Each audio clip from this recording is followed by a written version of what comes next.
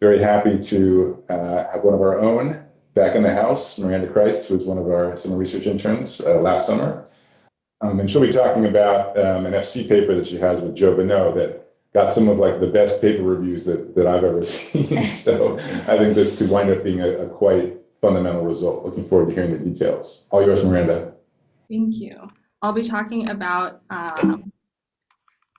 my work that will be appearing at FC, Limits on Stateless Blockchains. This is joint work with Joe Bonneau, and this was done mostly while I was an intern at a16z Crypto Research last summer, which was a lot of fun. So I'm sure you all already know what a blockchain is, but today I'm going to be treating it as a pretty simple kind of data structure, and so I'll start by describing the functionality that I'm going to talk about today. So at its core, a blockchain involves two kinds of parties: users that submit transactions and validators who are responsible for determining whether these transactions are valid. So in particular, we want to make sure that a user, Alice, actually has the money she's trying to spend. And one problem that we care a lot about in blockchains is the double spending problem, where Alice goes and spends a coin, and then she later comes back and tries to spend that same coin again. Now she shouldn't be able to do this because the coin has already been spent. But we need to make sure that whatever underlying data structure we have for our blockchain doesn't allow Alice to sort of reuse a coin that she's already spent. And we also want to make it very easy for people to be validators, because usually we'll have some sort of assumption that the blockchain runs smoothly as long as half of the validators are honest or something like that. And the easier it is for regular people to become validators, the easier it'll be by, say, like a law of large numbers, for us to have a majority of honest validators. So it's very important to make becoming a validator pretty accessible and cheap. So we have our users and validators, and what happens in our blockchain is users will have coins that they want to spend, and validators will maintain a set of all valid coins. And so if this user is trying to spend its coin C, it'll send a transaction to the validators, and the validators, since they have the set of all valid coins, will be able to determine by looking at the set and the transaction whether to accept or reject the transaction. So the validator can just check whether the coin is in this valid set and accept if so. Now, as I've described the validator's job so far, the validator has to maintain directly the set of all valid coins. And the set might be very big. In particular, for Bitcoin, this set is the number of unspent transaction outputs, which I have graphed here from the beginning of Bitcoin until right about now. And you can see that this value has been growing pretty steadily over time. Can I ask a question?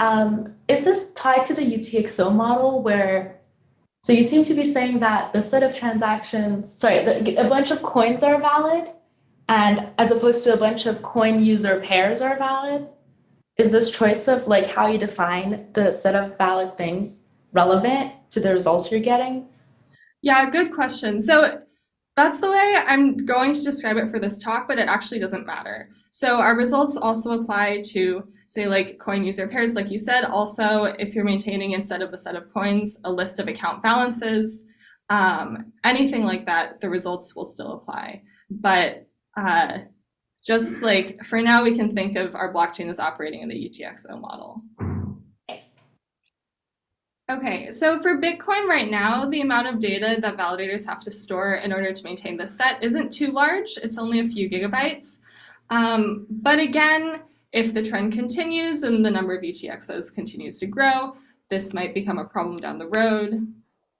So even though it's not so bad now, it is something that we'll have to deal with later, especially when we take into account the fact that Bitcoin right now supports relatively few transactions per second, about 7.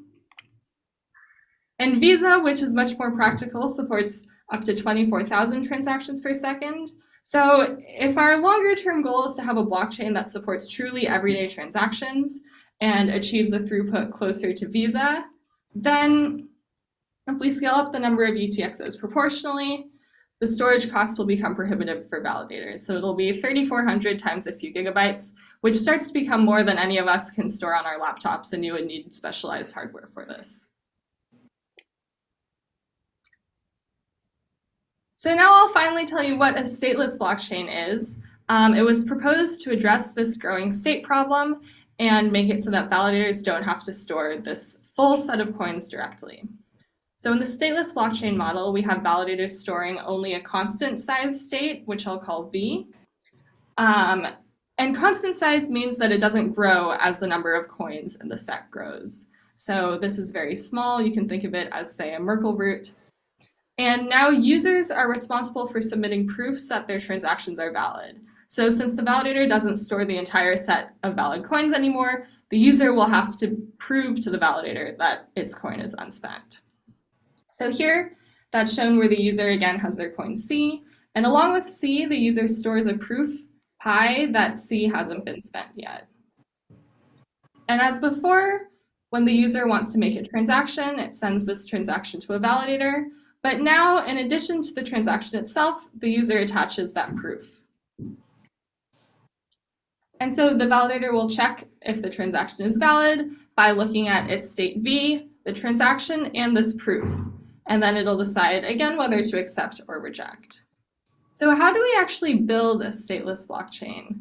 I'll start by walking you through a pretty simple example using a Merkle tree. This is not the best construction, but it'll help illustrate what a stateless blockchain does exactly. So here we have our Merkle tree, and we're going to use the leaves of the tree to store the unspent coins. So the idea is we're going to use this Merkle tree to succinctly store the set of unspent coins, and these coins are at the leaves. And the validators will store the root as their constant size state. So the way that this root is computed is by taking the hash of, say, these two coins to obtain this node, then taking the hash of these two nodes to obtain the root. And so the root will sort of commit to all of the unspent coins, and the validators will store only this root, which has constant size relative to the number of coins.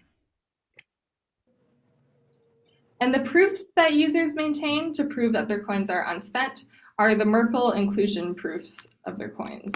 So here, if this coin is Alice's, the inclusion proof that she maintains is its partners up the path from her coin to the root, so these two circled nodes. And when Alice wants to spend her coin, she sends this coin along with the proof, and validators can check by hashing Alice's coin with this first part of the proof to get this, and then hashing this with the next node in the proof to get the root. And so validators can check that the root obtained this way by using the proof and the transaction matches the root that they're storing. But one problem with this construction is that Alice's proof changes when, for example, Bob's coin is spent. So Alice keeps Bob's coin as part of her inclusion proof, and if Bob spends this coin, then in the Merkle tree, this coin will be removed. So say this node will be rewritten with all zeros. And now, since this was part of Alice's proof, Alice will have to change her proof. And thinking about what this means for the blockchain, this starts to become a bit annoying. Say I'm Alice and I just want to put my coin away in a wallet and leave it alone and come back and spend it in a month. If some faraway Bob makes a transaction, I will have to change my proof.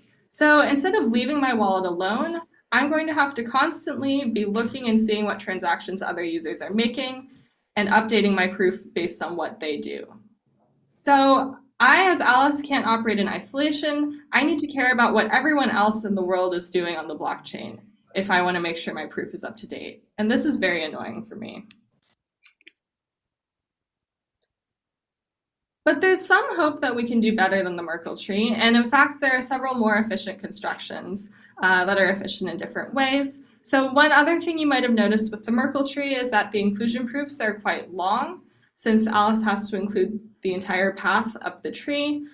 So the proofs aren't constant size, they're logarithmic sized, but these more efficient constructions, in particular, a construction from RSA accumulators and a construction called hyperproofs from vector commitments, achieve constant size inclusion proofs, which is much better. Merkle trees, which were proposed by Ethereum, cut down on the size of the inclusion proofs, but not quite to constant. And this is a nice proposal as well. One other thing to note about hyperproofs is they have a nice sort of batching technique where if you're updating many users' proofs at once, then you can do it more efficiently in batch compared to how long it would take if you computed each user's proof individually or updated each user's proof individually.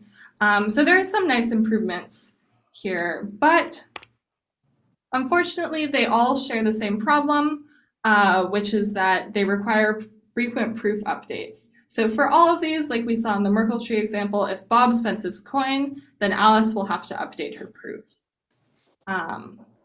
Miranda, sorry if it's a stupid question, but I don't understand how you update once the proof is used. Like, even before Bob using Alice's proof, somebody has to have some sort of state here, because Alice should not be allowed to use her proof twice. So you're asking how the validators update the state after Alice spends her coin? Yeah. Sure. Yeah, so here, because when Alice makes her transaction, she submits her coin and she submits her inclusion proof. The validators can use this inclusion proof to update the root of the Merkle tree. And the way that they do this is they reset Alice's coin's leaf to be all zeros, and then they can hash it with this node in her inclusion proof to get the new value for this node, then hash the new value of this node with the value of this node, and obtain a new value for the root. And then everybody else needs to recompute their proofs as well? Exactly, yeah. Yeah. So when the root changes, everyone else needs to recompute their proofs.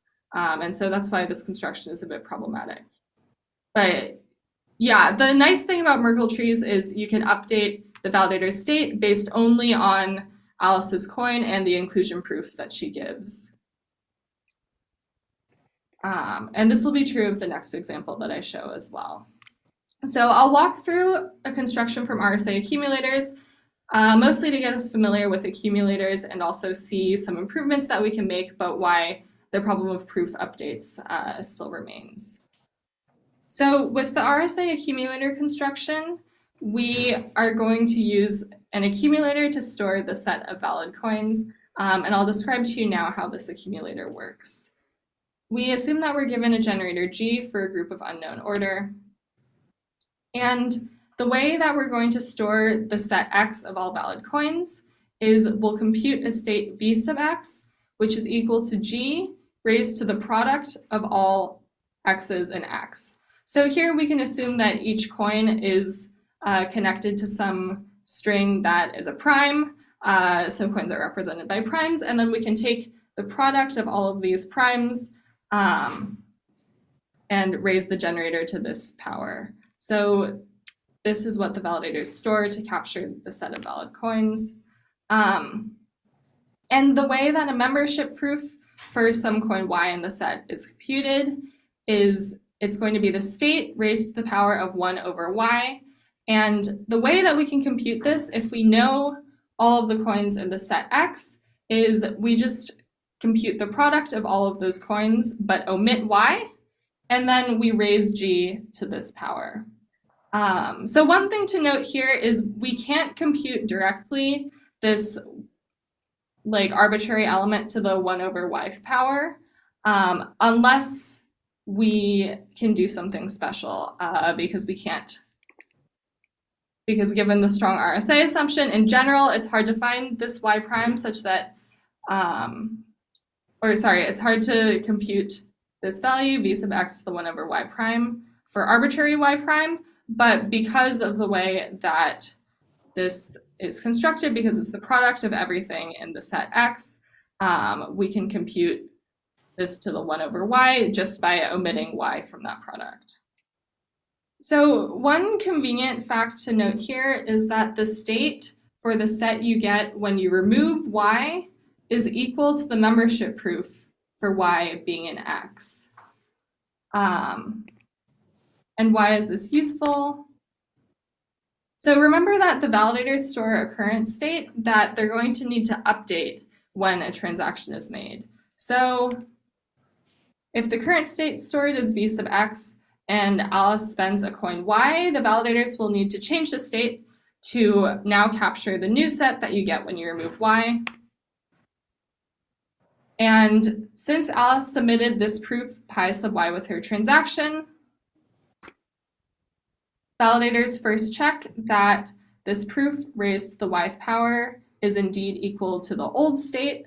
And if it is, they accept her transaction. And then because the new state that validators should store is equal to Alice's membership proof, validators can compute the new state just by setting it equal to the proof that Alice submitted. And so this is very nice. This is sort of analogous to the way that I showed to update the Merkle root using the inclusion proof before. But this is even cleaner. It doesn't really require any computation for the validators. They just set the new state equal to the proof. But now one problem is that the other users in the system hold proofs that are valid for the old state, but not the new state. The new state is v sub x to the 1 over y. And now these old proofs won't be valid with the new state, because the way you check if a proof is valid is you raise this proof to the x, and this to the x is going to be v sub x. That's not going to be equal to v sub x to the 1 over y. So that's a bit of a problem. It means that none of the old proofs of other users will be valid anymore. And one cool insight that this RSI accumulator paper has is that there are tricks for computing this new state. So all of the other, for computing this new proof. So all of the other users can update their proofs relatively efficiently, but the fact that they have to do this update at all is a huge problem. Because it means that they'll have to be online and they'll have to be monitoring other users' transactions. So sort of no matter how efficient you can make this proof update, as long as the update has to happen, it's very annoying. So again, when a transaction is made in this construction, all other users have to update their proofs, which is undesirable. And sorry, another question. When I spend my y, I give it to you. Suppose I spend my y and I give it to you. How do you create a new proof for like that fact that you can spend your z now? Yeah, it's non-trivial. So there's some like number theory tricks that they do. But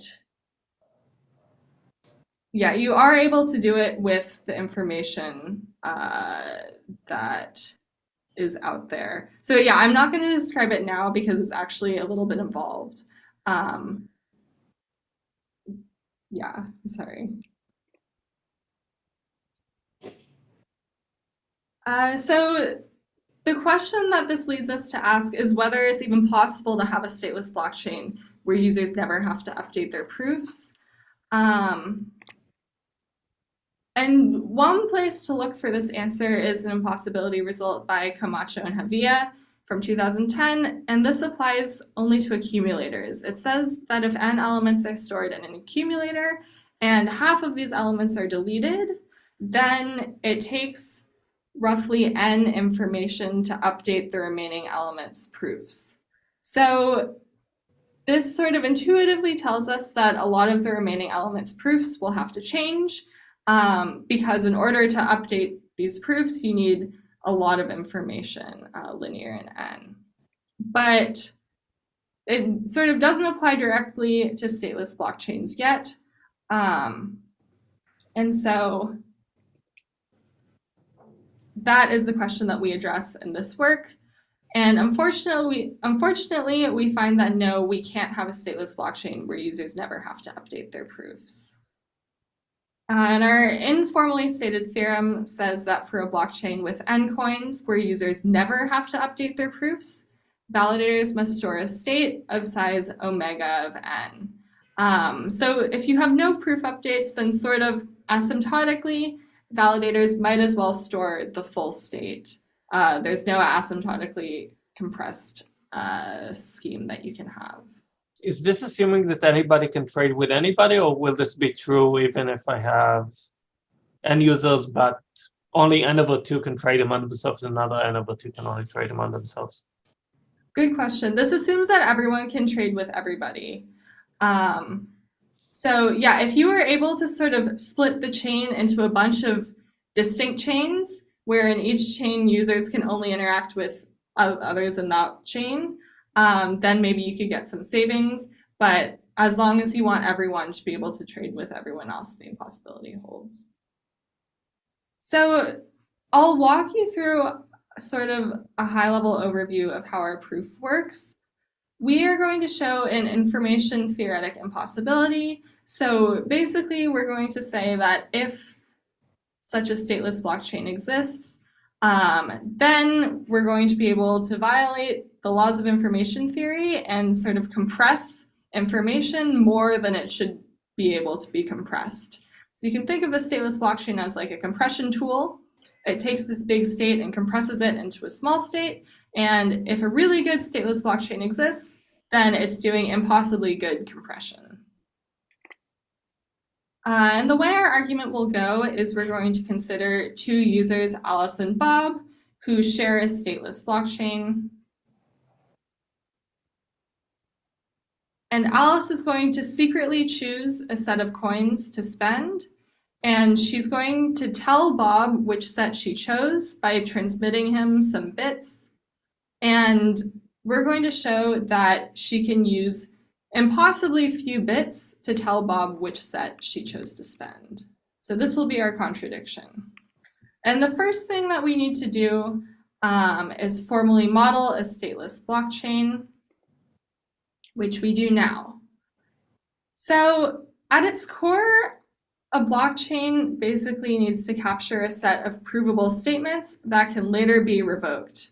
And what I mean here is provable statements are of the form, I, Alice, have this coin, and these statements can be revoked when I, as Alice, spend that coin.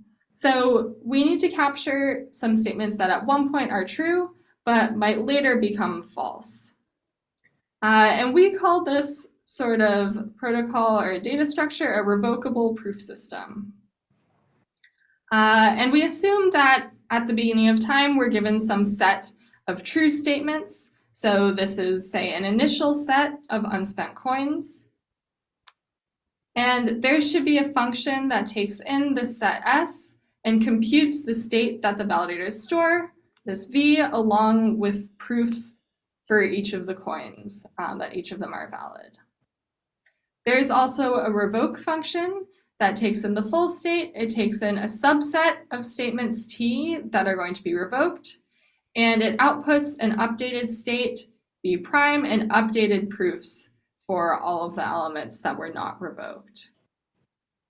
And there's also this verify function that is what the validators run to make sure that a transaction is valid. So the verify function takes in the state, a specific statement or coin, and a proof of that statement, and it outputs either true or false.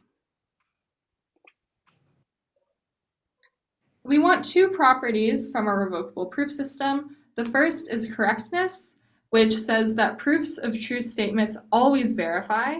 So for blockchains, this says that if Alice behaves honestly and has a coin, she should actually be able to spend this coin. And security says that it's hard to find a false statement and a verifying proof for that statement. So again, applied to blockchains, this says that Alice shouldn't be able to convince validators to let her spend a coin that she doesn't actually have.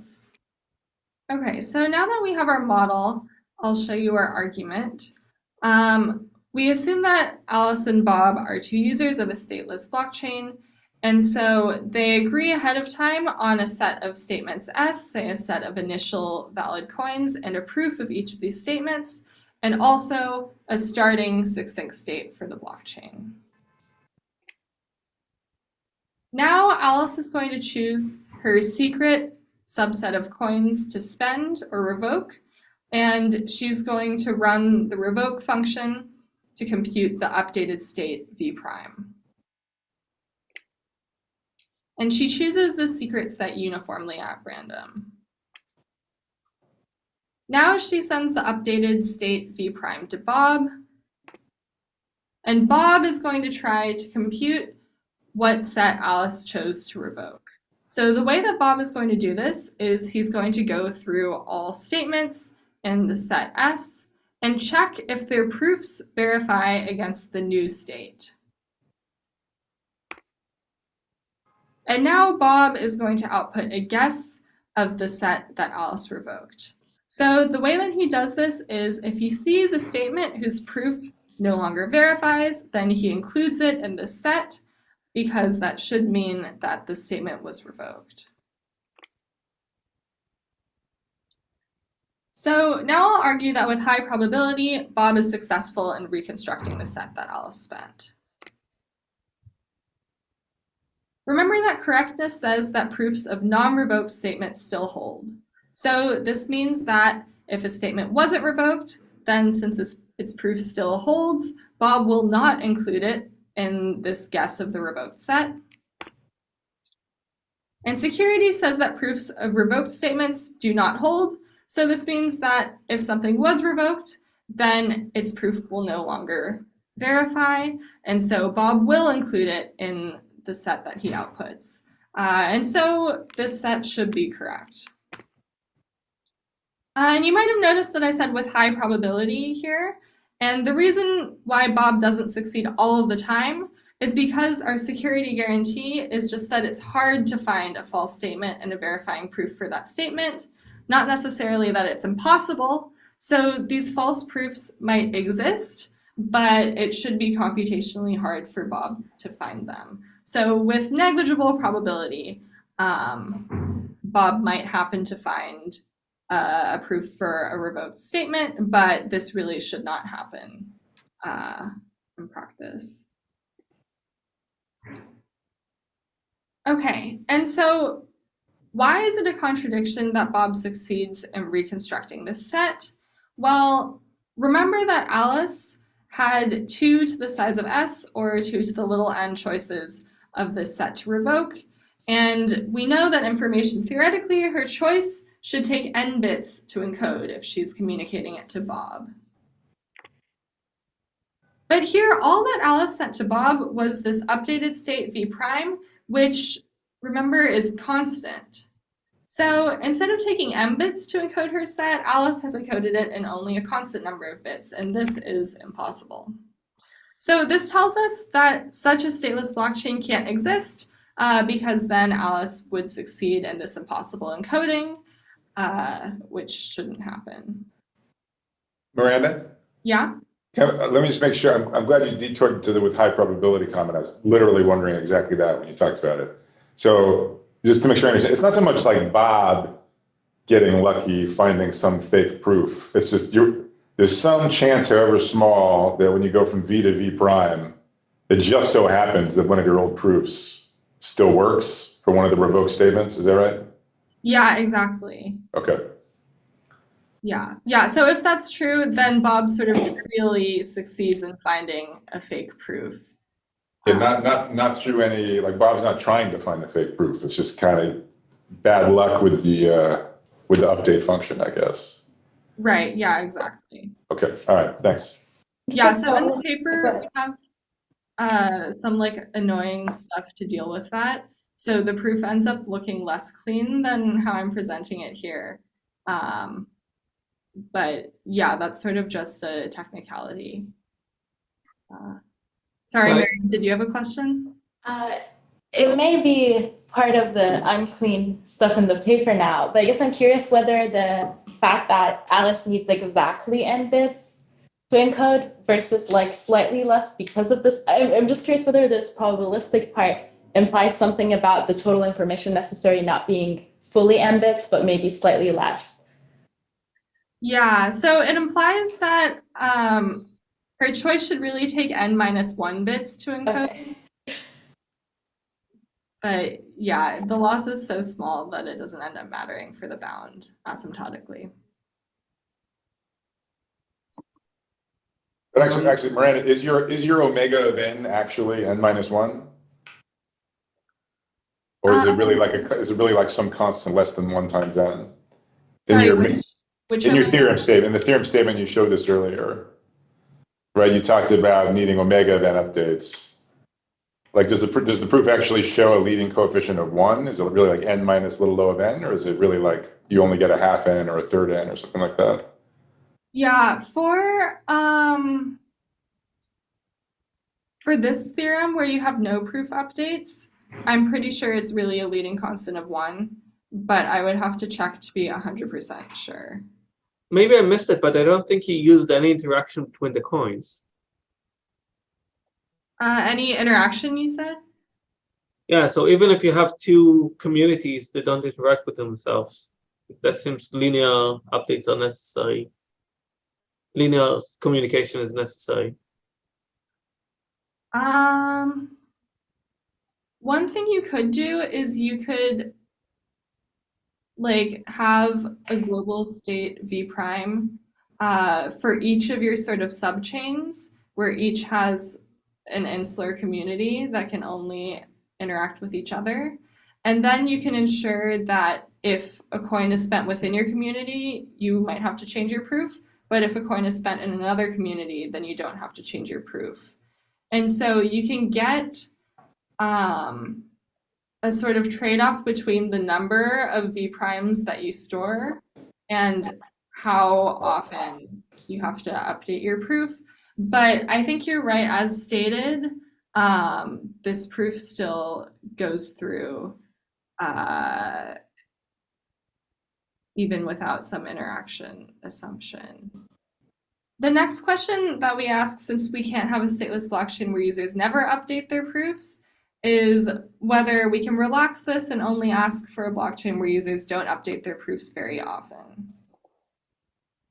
And we show that the answer is unfortunately still no, where if we have a constant state blockchain with n coins and a constant fraction of coins are spent, then roughly a constant fraction of the users must update their proofs. And I'll show you how we can modify the old version of the proof to get this slightly stronger result. So remember before, Alice was choosing this set of coins to revoke and getting an updated state. And now she does an additional step here where she's also going to create a list of all of the non-revoked statements whose proofs happen to change. So in our new kind of stateless blockchain, we might have proofs changing occasionally. And so Alice is going to make a list of these statements whose proofs just happened to change when the state was updated. And she's going to send this list to Bob along with the updated state. Now, Bob is going to have to do some additional work when he constructs his guess of what set Alice chose to revoke. And so when he checks if proofs of statements still verify against the new state, he's also going to check if each statement is included in this list. And he's going to output a guess again. So what is this guess now? It's going to include all statements whose proofs both no longer verify and that were not included in the list. So what this list tells Bob is it consists of statements whose proofs no longer verify, but not because those statements were revoked, because they just happened to change when the state was updated. So if Bob sees that a statement is in this list, he knows that it wasn't revoked, its proof just changed. So he includes exactly the set of statements whose proofs don't verify and that were not included in this special list. And for the same reasons as before, with high probability, Bob is successful in reconstructing this set. But the information that Alice sends to Bob has changed a little bit. So in addition to sending this constant size state v prime, she's also sending this list L. And the size or the length of the list depends on how many statements had their proofs change. So suppose that we have a stateless blockchain where at most k proofs change in any state update. Then Alice is able to write this list using k log n bits, where to write down each statement, or to write down the index of each statement, it takes log n bits, and there are at most k of these statements in the list, so the list takes k log n bits. And again, the size of the state that she sends is constant. So Alice has encoded this set in constant plus k log n bits. But again, it should take roughly n, or accounting for the with high probability, it should take n minus 1 bits for Alice to do this. So actually, yeah, this tells us that the leading constant in that theorem is 1. So this gives us that O of 1 plus k log n should be at least m minus 1. And rearranging is how we get our theorem. So to state the theorem again and show you visually what it tells us, we have that for any stateless blockchain with n coins, when a constant fraction of coins are spent, then nearly a constant fraction of users have to update their proofs. So this says that there's a roughly linear relationship between the number of witness or proof changes and the number of deleted elements or revoked statements. So I've plotted this relationship for varying sizes of the state, the succinct state that validators store. And this says that as more elements are deleted, more witnesses change. And what you'll notice is here, each of these curves is just duplicated and shifted to the right as the size of the validator's state increases. So what this tells us is we eventually start to get this linear trade-off or near linear trade-off between a relationship between the number of deleted elements and the number of witness changes, and increasing the size of the state that validators store doesn't help very much. It just sort of delays when we start to see this relationship. And so we can increase the size of the succinct state, but it doesn't help us that much. So Miranda, this log factor, did you have a sense of this as an artifact of the argument or something unavoidable? Yeah, it might be an artifact of the argument. Like the way that we encode the list is pretty simple. We just write down each of the k indices. So I think you could do a little bit better for some regimes of like the relationship between k and n. Because like you don't really care anything. I mean, the Bob already knows the pi i's, right? So you're literally just encoding the indices, right, of the statements with the proof updates. Yeah. Okay. Yeah. So there's some hope that for like some regimes you could shave off the log n. But like I tried thinking about how to encode the list in a fancier way, and it seemed like for some k's, this was kind of the best you could do.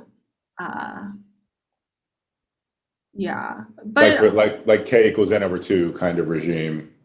You're saying, yeah, exactly, yeah. Okay. But in practice, like I think the log in the denominator isn't that bad. It's kind of, in my mind, it's kind of just a constant, or nearly a constant. Yeah, so here's another graph where this is going back to the thing I pointed out early on, where if we want to scale up the throughput, then we'll start running into problems. So here, each of the curves represents a blockchain with different throughput, where it only goes up to 100 transactions per second, which is still very far from, say, Visa, which was at roughly 24,000. And again, on the y-axis, we have the number of witness changes, but here it's the number of witness changes per day. And sorry, here I'm using witness and proof interchangeably. So the number of proof changes per day. And on the x-axis, we have the logarithm base 2 of the size of the state that the validators store. And so you can see here that the number of proof changes per day is basically the same as the size of the state increases up to some sort of threshold value, at which point you start to get big improvements. But for, say, the 100 transaction per second blockchain, the size of the global state is still pretty big. So it's like 2 to the 26th or something like that at the x-axis. And this tells us that unless you're willing to store something close to the full state, you're not really going to get a useful trade-off between the size of the state that the validators store and the number of witness changes that you see per day. So basically, up until you reach this point, sort of varying the size of the state that validators store is not going to help you.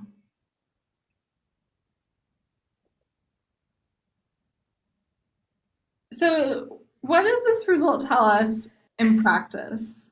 You might see it and think that stateless blockchains are dead, and definitely it tells us that there's no holy grail data structure that solves this proof update issue on its own. So like no matter how clever we are, we're not going to be able to sort of math away the proof changes that users have to do. And this is because the state that's being stored has to go somewhere. So an analogy that I like is if you squeeze a water balloon, then you're never actually going to make the water balloon any smaller. The water is just going to seep through your fingers and go somewhere else. So what's happening in the stateless blockchains is if you're taking the state away from the validators, then instead it's sort of being offloaded to users in the form of these proof updates. So really the state is just being distributed among the users when you take it away from the validators. But not all is lost. There are some constant factor state compression tricks that can help in practice.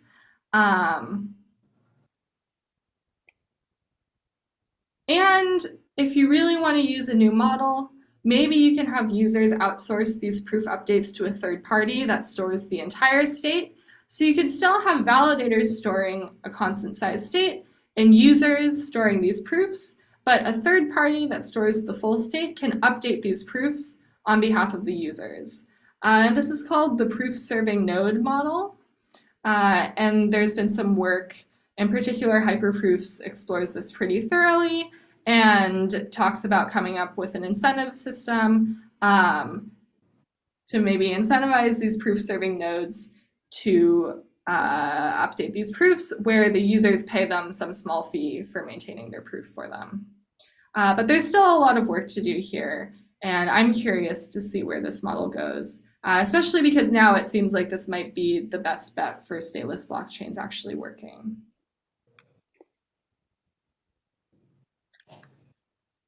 So this revocable proof system that we defined for the paper is actually much more general than only capturing stateless blockchains.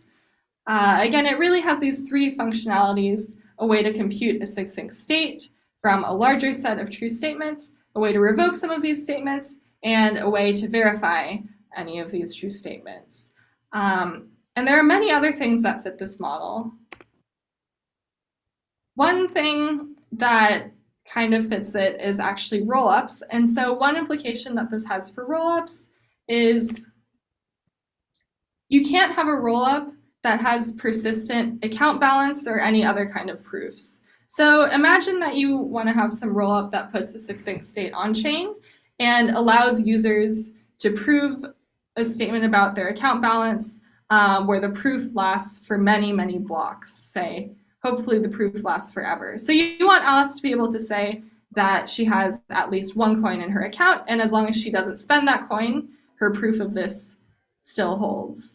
Here, the rollup is providing the same functionality as the stateless blockchain, where you have a succinct state that's put on chain, and the state changes over time as other users are making transactions. And so it says that Alice's statement about having a coin must have a changing proof as the succinct state on chain is changing as well. So there's sort of no way to get around this impossibility by using something like a rollup. And in addition, this impossibility result applies to any data structure that can be used to build a revocable proof system.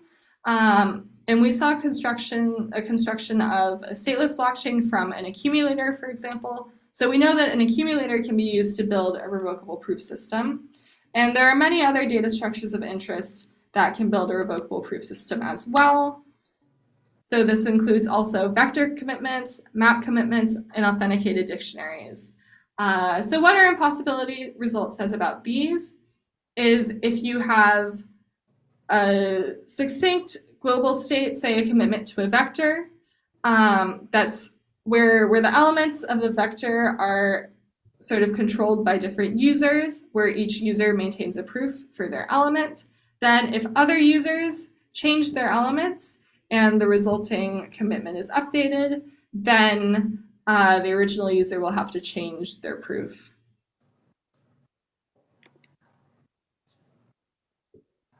So thanks for listening. If you're curious and checking out the paper, it's available on ePrint and will be appearing at Financial Crypto. And I'm happy to take any more questions. Does that impossibility result for the revocable proof systems, does that capture things like the weird VDF proof of work style, like short-lived proofs, that kind of thing?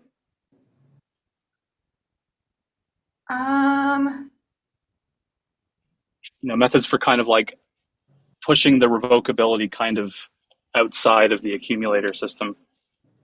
So what are these short-lived proofs used for? Basically, they are a way of kind of revoking a proof by making it, you can't tell whether or not like the proof was valid or someone running a VDF basically solved some puzzle that allowed them to create fraudulent versions of the same proof. Oh, I see. Okay, I vaguely remember these. So I think with those, you still aren't supposed to have a proof of a statement that's false. So maybe like after, is that correct? I'm not sure. I think that's the case. In which case the impossibility should still go through. So because it's like information theoretic, it doesn't matter how long this game between Alice and Bob takes.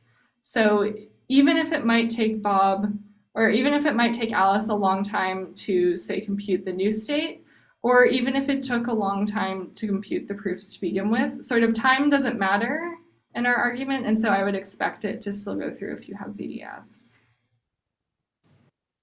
So Miranda, just going back to the roll-up interpretation.